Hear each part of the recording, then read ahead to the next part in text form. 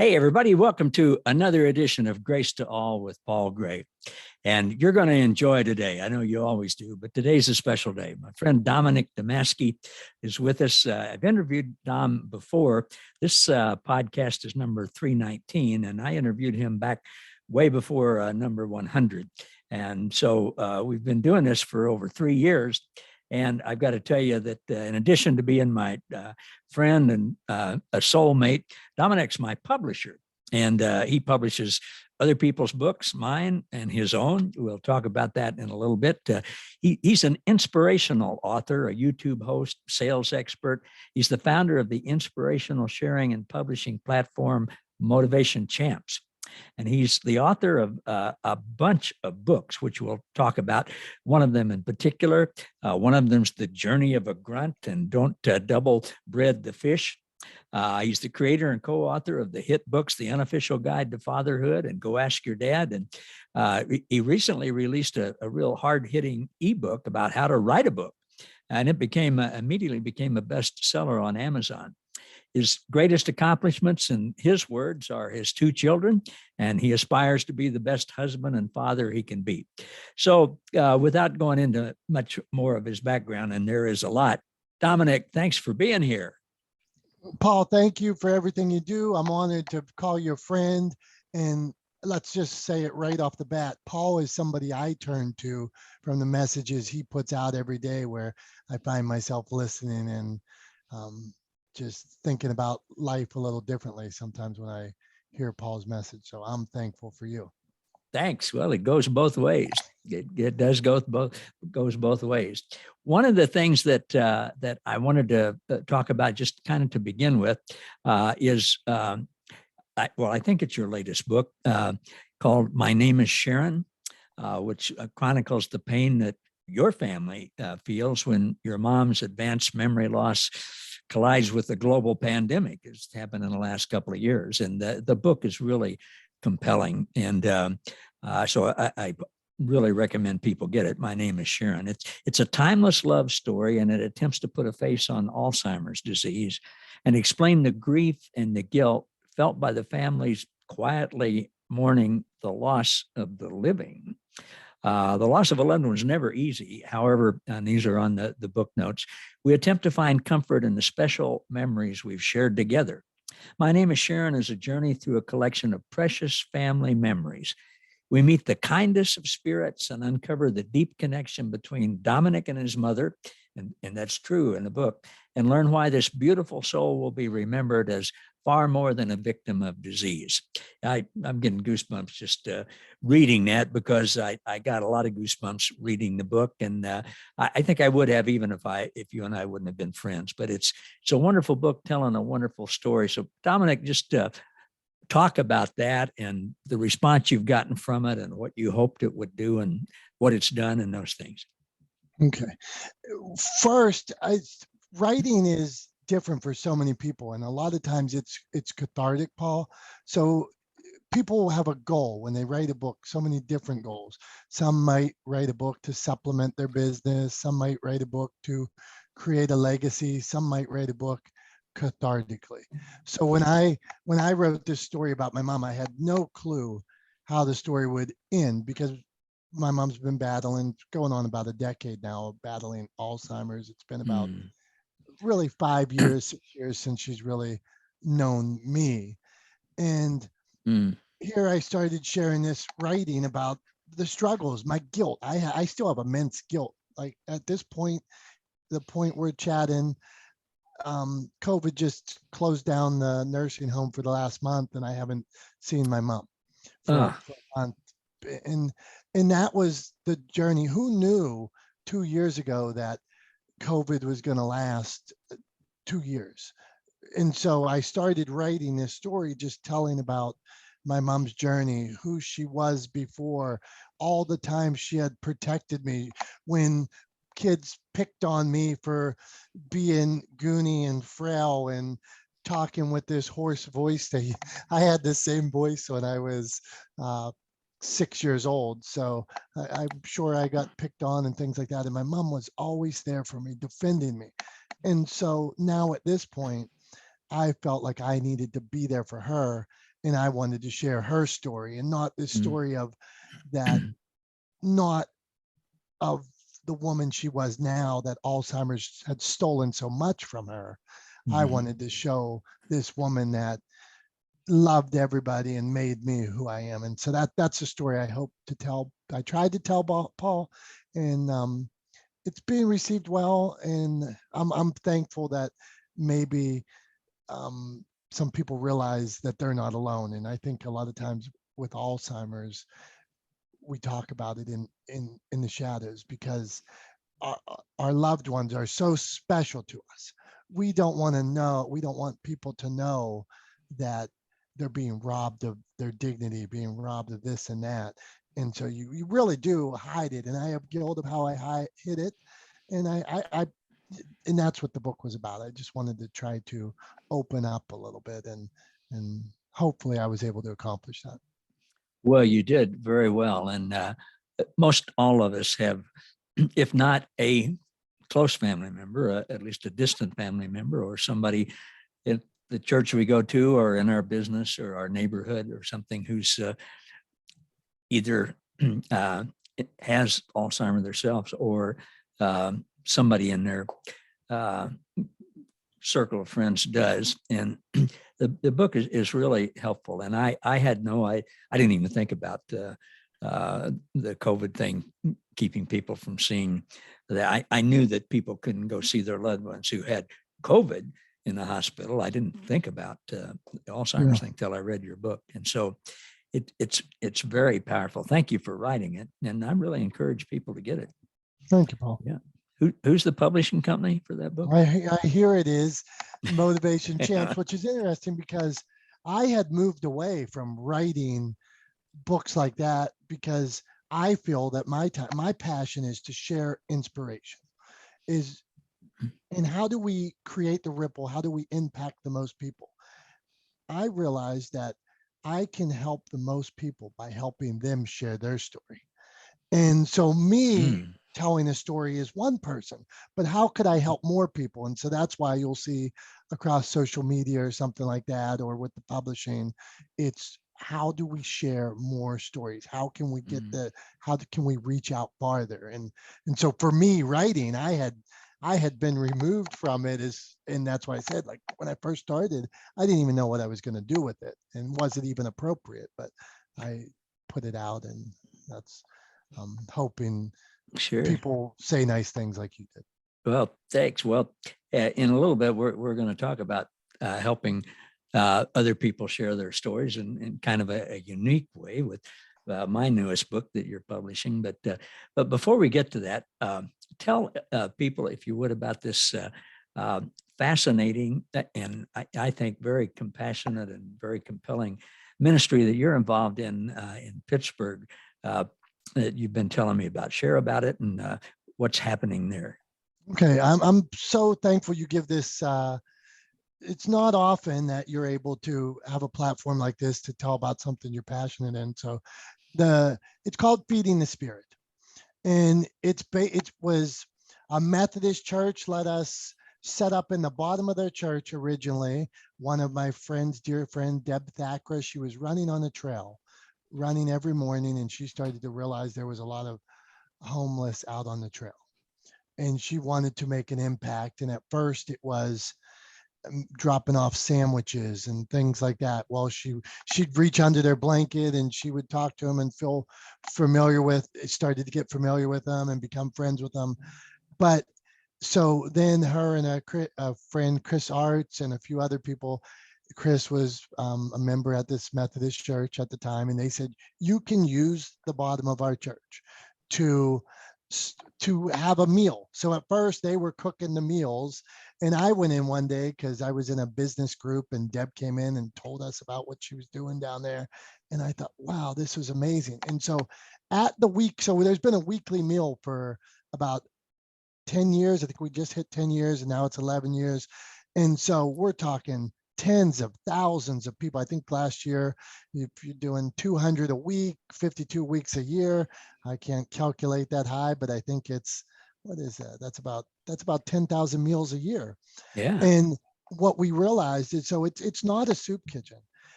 it's fellowship too. It's a community where people are coming to get together. Where there was a woman, Nellie, she told me one day that she started coming. Her husband had dementia, and she came there because it was tough to make meals and things at home. And now she came there, and everybody treated her and her husband so kind, and started to become friends. And sometimes I think the volunteers are getting far more out of it than the guest. And over the years, what we do is we try to help people break the barriers of poverty. So you will see that, oh, well, a meal, yes, a meal is great. It helps instantly. But there are things we do like provide rent assistance, keep people from temporary homelessness that could lead to problems later. So last year, I think we spent about $70,000 providing, helping people stays when they're about to be evicted from their homes, or just sometimes you don't know, a woman may be, and I know this is something you're passionate about, Paul, single women. You may be at the Blackburn Center, which is a center for battered women. You may be there and not have a place to stay. You may have reached out to Catholic Charities or something like that, but they can't do something immediately. The state might help you, but they can't do something immediately. So our thing is really, can we help you today? It could be gas cards, it could be IDs, it could be a ride to work, it could be a bus ticket. And that's really in understanding, okay, what are these ways that this is a cycle, that how could we break? Maybe if somebody had clothes to wear to work tomorrow, or a ride to work, or an ID, it may help break those other barriers, Paul. So you go there once a week or whenever you Well, can so to help? Paul, I do stuff nonstop every day. I'm actually, at this point, I'm the vice president. So they brought me in, and I been there about 6-7 years at this point, and we have the weekly meal. Over COVID, we got moved out of our basement and we had to go to the park. So now we're doing a lot. So we went from about 200 meals a week to about 500 meals a week, and we were in a local park. In the Then winter? in the winter, in the summer, we're still out we haven't went full time back into the basement. So we set up a drive-through right now where we do about 200 cars every week. So a lot of times I'm there on a Thursday night. Sometimes I'm not, because I'm a volunteer. Some weeks I might be driving my kids around. Then sometimes you might see me 3 weeks in a row, or sometimes I might be picking up turkeys or giving somebody a ride. But it's really a community with hundreds. I am such a minuscule part of the hundreds of volunteers, thousands and thousands of donors.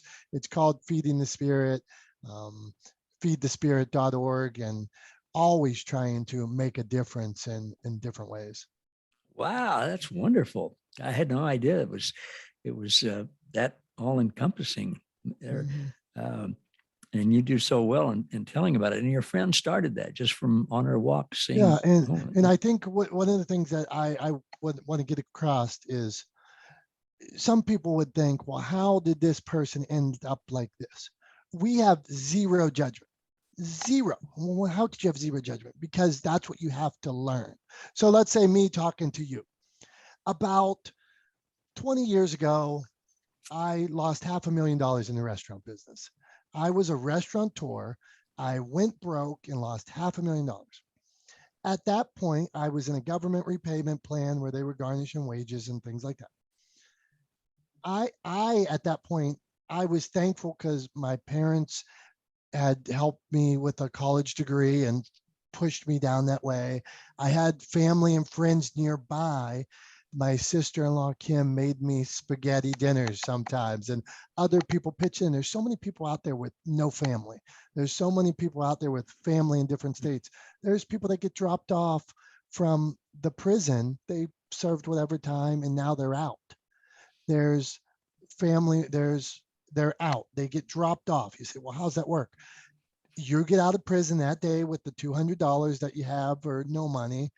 and they send you a bus ticket. Well, your family hasn't talked to you in 5 years or 3 years, and you have nowhere to go. So you take a bus to the next city. Now what? Day one, you're in trouble. And what we try to do is help people avoid relapses and what could happen in those situations and get people back started. And I love talking about this. So I will tell you one that I'm super passionate. There was a couple a few years back that came in on one day, and lovely looking young couple. And she was a teacher, and the gentleman owned a construction company, and they came for a meal one evening. And then a couple weeks later, they were there helping out, and they had fell on some hard times because the construction company the guy owned, people weren't paying, or they're in the rears, collections tough. And now all of a sudden you're behind the 8 ball. This last Christmas, this family, besides helping out, and they're involved in, somebody told me they were at Big Brothers Big Sisters one day, they saw them there, but this guy's construction company has taken off at this point. And over Christmas, they donated $5,000. So the full circle of just a hand up, not a handout, and they were able to, great things were able to come of it. Wow. Those stories, that's what it's all about, isn't it? Yeah, absolutely. That's way more important than building a big business or having a best-selling book or having an acting career or whatever. I mean, all those things are good. Yeah, but right. Oh gosh, that so ties in with. Now, I found that, Dom, that I can make things tie in where there doesn't seem to be a tie, but it's just the way my mind works. But it so ties in with what we're doing with our new book, Grace to All, which is the same name as the podcast. And in it, going back to you wanting to connect other people and provide a platform to other people to tell our stories, what we're doing is I've taken, as I mentioned, this is the 319th podcast. Some of the people I've interviewed, we've done more than one with, but I'm taking 85 of those guests. And in the book, we've got a 2-page article about most all of them. And we're telling about what they're all about, the things that they're interested in, what they have to offer to people, their passions, their interest, how they help people. And then in the book, we have an information section that tells about the different ways you can connect with them. Some it's through getting their books. Some it's through a podcast or a YouTube video. Some it's just being in a Facebook group or something like that.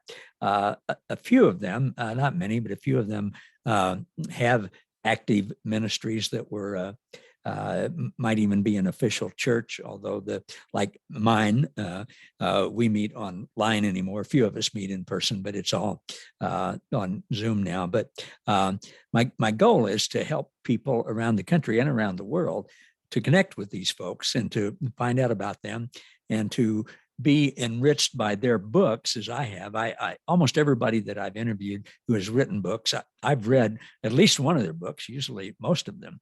And many of them I have watched their videos and listened to their podcast. That's how I found out about them and was, prompted to interview them. So the book is about that. That was my initial intent. And well, when I started the podcast 3 years ago, I just wanted to see if I could do it. I liked podcast, I'd written a couple of books that you'd published, and I thought, well, I have a message of grace to all that I want to get out. Maybe this podcast thing would be a good way. I wish when I'd started, I would have taken the time to have written a little 2-page thing about everybody I interviewed at the time, because now my brain's a little foggy on some of the details.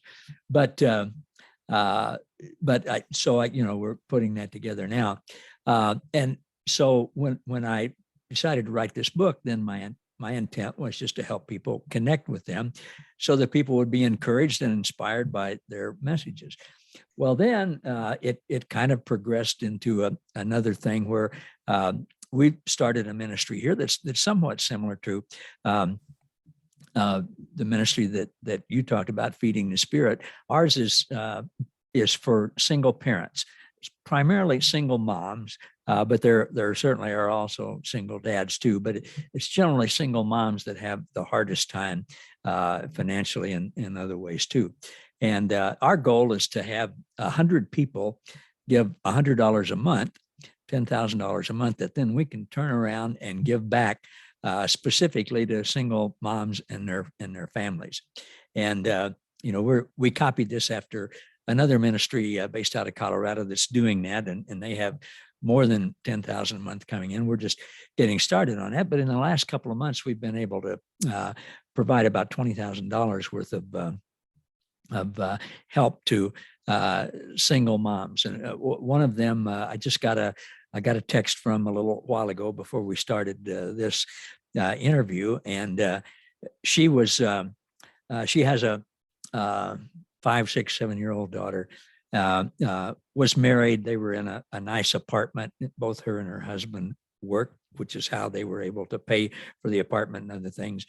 Then things didn't turn out well with the marriage, and he left. I certainly won't go into the details, but they're divorced now. But she stayed in the apartment and had like 4 or 5 months left on the lease of it, which she had to pay by herself.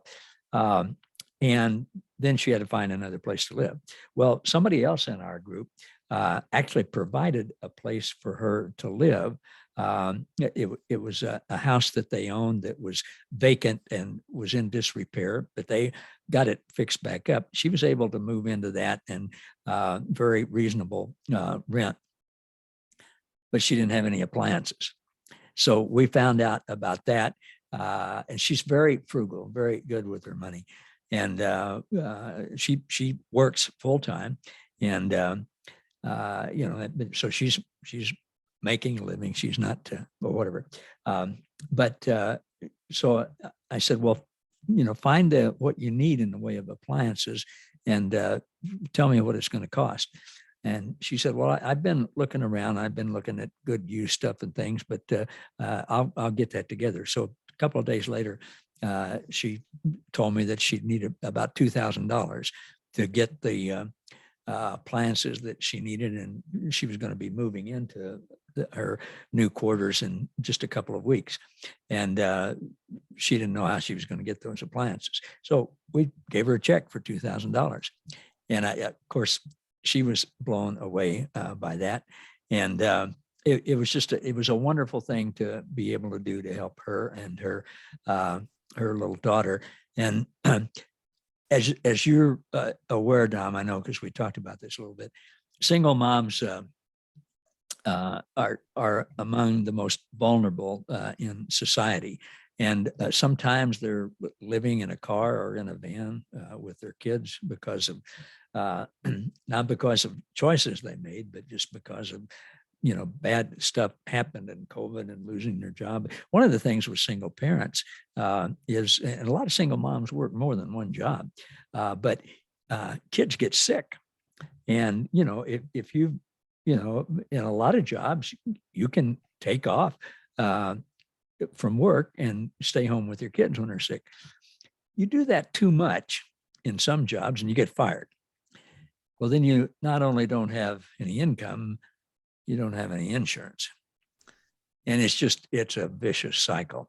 And so being able to help people in those situations, we were able to help a single mom get her car repaired so that she could get to work. And just other things that it's fun to do that. There's it's kind of addictive, like you going to Feeding the Spirit. And so in the book, I talk about that, and I give people the opportunity to connect with us to do that. Or, and I make it very clear, there's another ministry very similar to this in Colorado they can check out, or even better, they can start their own. The guy who started the one in Colorado, his goal was to have a single parent group like this in 100 different cities. Well, there are 2 now. But that would be great for me too. We help people in other towns. We've actually helped some people in other states too. The way we've set up our ministry, which is called Grace Restoration Team, anybody who gives to it, and some people give $100 a month. Some people give the whole year, $1,200 in advance. Others have given more than that. Some people give $5 a month. It doesn't make any difference what, no gifts too small or too large. But anybody who gives to the ministry can recommend somebody for us to get in touch with and talk to about being helped. And so we've helped people in Arizona and different places that somebody from around the country who knows about, who's part of our ministry. And so we've helped people that I've never met, which we're glad to do. I mean, I talk to them on the phone or on Zoom, but it's more meaningful when you can be face to face with somebody, like the mom that we helped get her car fixed, to meet her face to face. And Dom, she was so grateful. She didn't expect it at all. It cost her $2,500 and to get her car fixed. She'd been renting a car for 2 or 3 days and was going to have to rent it a couple more while I was being fixed. And so we gave her $3,000, which covered fixing it and the rental car thing. And she didn't know us. We didn't know her, but somebody recommended her who gives to the ministry. And I mean, she was so grateful, and she was choked up and tearful and stuff. And her words were, "I just don't deserve this." And I kind of joked with her, and I said, "Hey, I'm the one that gets to decide whether you deserve it or not, and that's just the way God is. He decides that you deserve it, and we're kind of an extension of what He's doing." Single moms. And there are a lot of people like this, but single moms can just be beaten down and feel like they're not worthy, feel like, well, maybe I shouldn't have kicked the bum out, even though he'd had 5 affairs and was beating me and my kids every night. Maybe it's my fault or whatever. And society as a whole has not done a great job of affirming single parents, like you said so well, unconditional love with the people who come with zero judgment. Because it's so easy to look at somebody and say, "Oh, well, they made mistakes. They're getting what they deserve." Well, God didn't do that. I found out God doesn't. Man, if God were to judge each one of us based on whatever mistakes we might have made, we'd be in deep weeds. But and unfortunately, a lot of people think God is like that, but He's not. So we get to help single moms not only financially, but help them spiritually. We give them all, we're going to give them all a copy of the book. We give them copies of my other books, but we're going to give them a copy of the book that will help them spiritually, as well as hopefully them connecting with somebody who may be in their hometown or within 100 miles or whatever, that can then check on them, help encourage them, maybe do different things, whatever, just to give them a night out with the kids or whatever, that kind of stuff. So it's kind of it's a double meaning that we've got now with the book, and we're excited about it coming out. My publisher tells me it'll be out in the middle of April. So I'm going to hope that that's true. And whenever it comes out, it'll be fine. But I in that book, I of course, there are a couple of there are pages about you, and there are some of your other authors too, people that I have interviewed because you've told me about, or I've interviewed them and told you about them. And then you published their books, so I'm probably going to miss some when I do this, but Brett Neal is in it, and Chris Worth and Coach Q, and I'm gonna Carla Wicks, and the others I'm forgetting. Tracy Yang, John Gardina. Yeah. Yeah, a couple people that we're both attached to. I think maybe Brian P. Swift was in there. I'm not sure. I Yeah, know you yeah, talked to him before. Uh, yeah, you're doing good things. I think imagine the platform that you the platform you're giving all these people to share their story, and then by using your platform, you're able to help all these single women. So that yeah. it's so much bigger, and it's never about Paul, and Paul always I've Mhm. never heard Paul say one thing about himself. It's always about helping other people, so it's quite honorable. Well, thanks. And all the money, all the proceeds from it are going to single parents. So when somebody does buy a book, um, the proceeds from that will go to provide another book that we can give to a single parent, and whatever money's left over that goes into the fund to actually give funds to these folks. And we're just getting ready to announce some different ways that people can be involved in that, and provide some books for other people, and all of that. So it really is exciting. I'm gosh, I'm sensing and feeling more excitement about this than about anything I've ever done before. Now, when we started a free medical clinic, that was before the United States had uh, affordable care, Obamacare, whatever you want to call it. When we started that, and we're able to provide free medical care as well as food and counseling and some money and stuff. That was exciting. That was addictive. I just like what you're doing now. I spent most of my time there, and at the expense of some other things, but it was worth it. But this is as exciting as that, and it's what's happening with me now. So it's even more exciting. As you talk, I'm writing down because I'm thinking about more ideas on this current concept, because it's like you said, when you created this spark, and so many people are wanting to get behind it, and I'm thinking, boy, I'd love to have a newsletter. I'd love to know periodically how many people you've helped, and some updates on the stories and things like that, to stay involved in as part of that process. So you're doing good work, Paul. I'm Well, pleased thank that you. you've included me into the world of Paul Gray, and the grace to all world. Well, that's very mutual, and it's the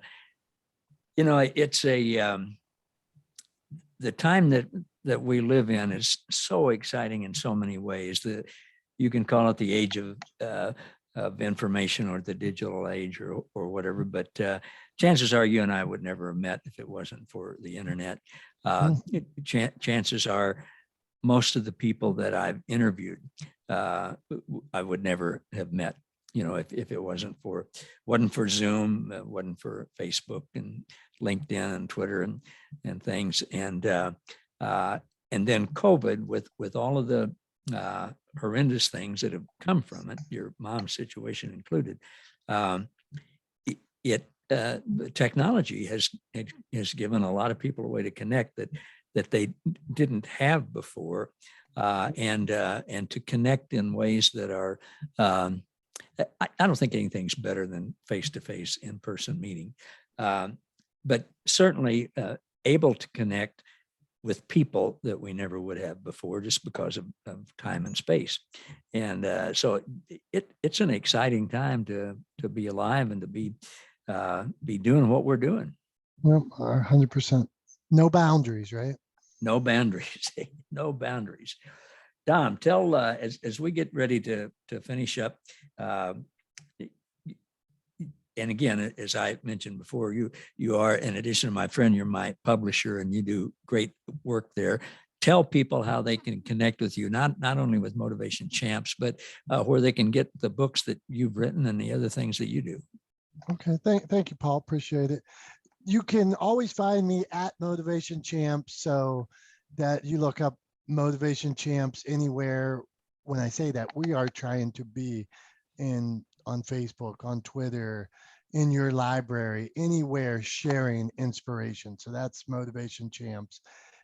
Even the website's called Motivation Champs. And really, you'll find us there, sharing inspiration 24/7, sharing Paul's podcast, and sharing pictures of people running, finishing marathons, or losing 20 pounds, or a quote from the Bible, or something that just moved them on that given day. That's what we do 24/7, try to share inspiration. And I mentioned that Feeding the Spirit. So if you check that out, it's on Facebook, Feeding the Spirit, Feeding the Spirit and it's feedthespirit.org if you're looking it up on the internet. But so please connect with me. I think everybody has a story that can make a difference. So I say, just get out there by whatever means necessary and share that story. Yeah. Amen to that. Well, Don, thanks for taking your time, and stay on the line for just a minute after we end the podcast. But I really appreciate you being here, and your encouragement and support and inspiration. And I encourage people to check you out and connect with you and see what might happen. Thanks, Paul. Thank you. And thanks everybody for being with us for another episode of Grace to All with Paul Gray. See you all next time.